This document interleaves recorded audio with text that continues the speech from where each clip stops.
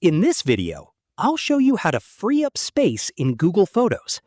First, open your web browser and go to Google Photos. Sign in with the Google account that stores your photos and videos. Once you're in Google Photos, click the Settings icon in the top right corner. Then, click Manage Storage. Here, you'll see a breakdown of what's using your Google storage, including large photos and videos, blurry photos, screenshots, and items in the trash. Review these categories and delete any files you no longer need.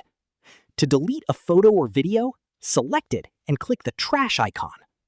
After deleting unwanted items, click Trash from the left side menu. Now click Empty Trash to permanently remove those files and free up storage space. Once you've deleted unnecessary files and emptied the trash, your Google Photos storage usage will be reduced. That's it. This is how you can free up space in Google Photos. If you found this video helpful, don't forget to like the video, subscribe to our channel, and press the bell icon for more tutorials. Thanks for watching.